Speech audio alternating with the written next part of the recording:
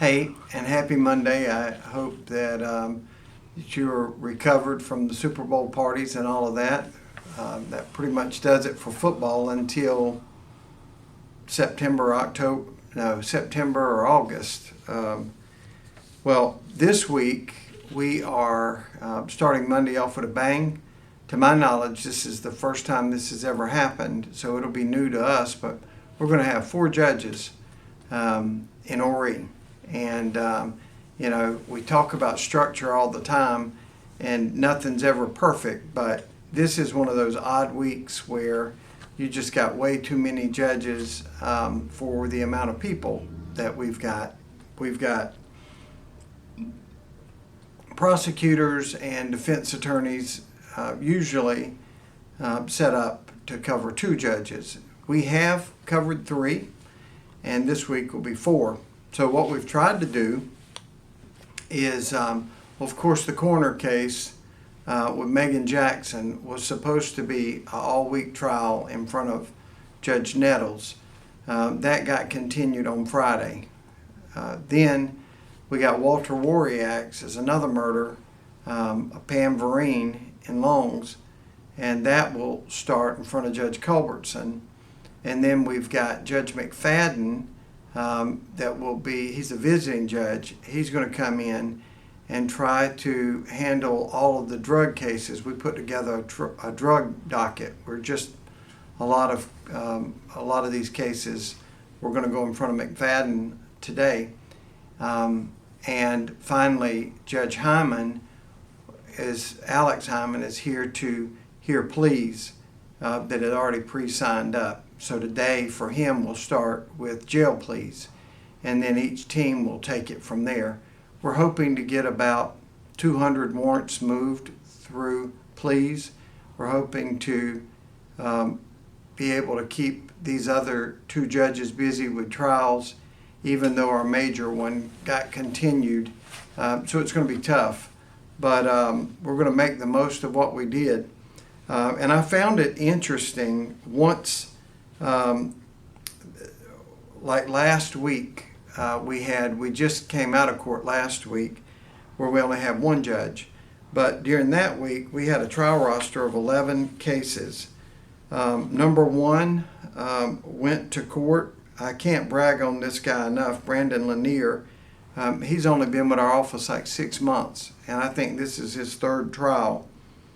He tried Kawashi Dingle for kidnapping and domestic violence first, got a guilty verdict, and Mr. Dingle is now serving 8 years. The number 2 case pled, Terry Brewster. The number 3 case pled guilty. The number 4 case pled guilty. The number 5 case pled guilty. 6 is set to plea. Number 6 pled guilty. Number 7 didn't show up, so a bench warrant was issued. Number 8, you get the gist here.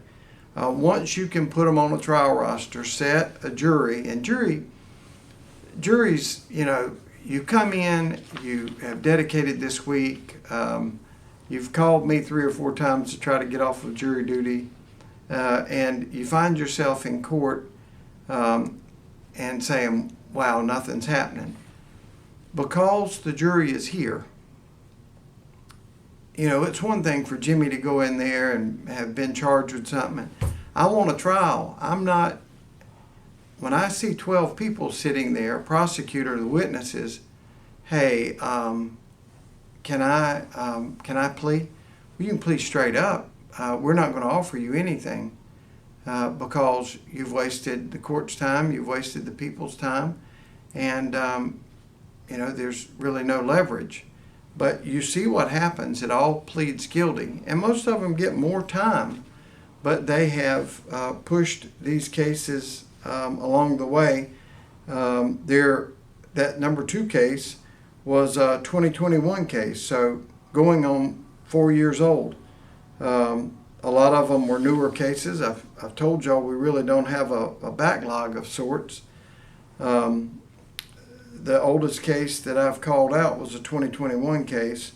There is a 2022 case that I don't know if that is pled or not, but if it's not, one of these three judges will catch it.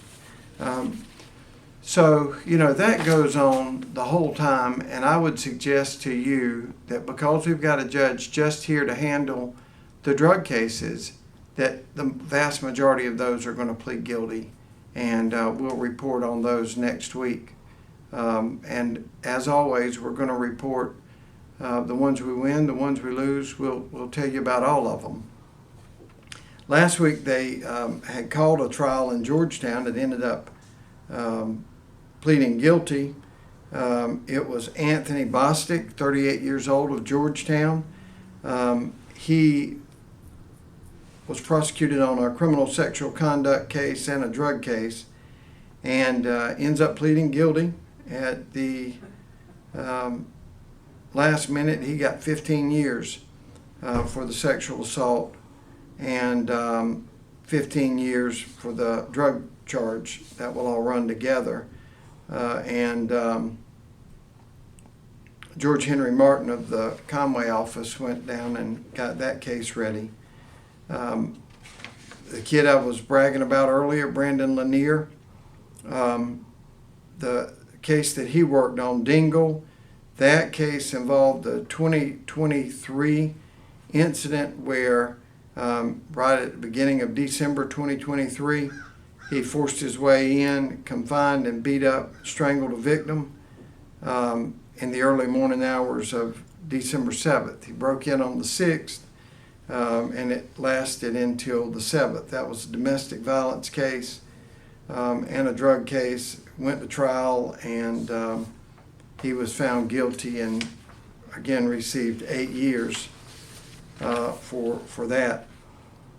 We had a drug trafficking case that pled. James Jamal Anderson, 41, of Conway.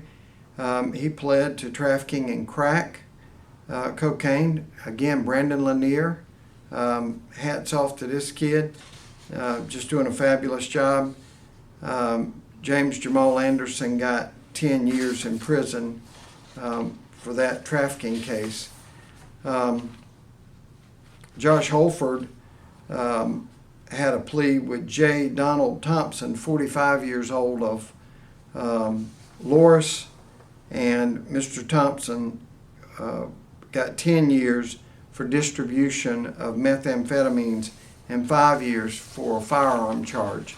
So a lot of work last week. A lot of it was pressured because a jury was coming in this week, and a lot of those cases just went ahead and pled guilty. And you can see the sentences are a lot harsher at that point, but nobody, it's the same system that the feds use.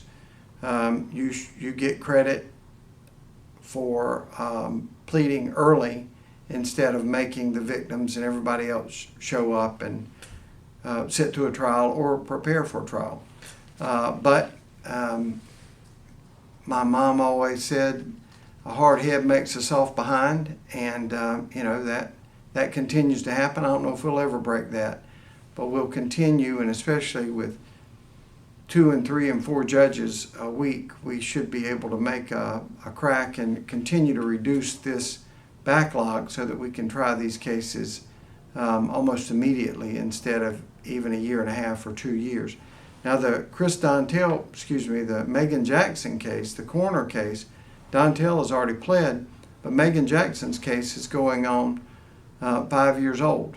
But that's with 3 continuances, and the state has fought every one of them, and the judges have decided to give those continuances, and it's set now for June or July. I think it's June, but we'll see if it catches. We'll be ready again, and hopefully it'll catch that time. Have a great week, and we'll be busy.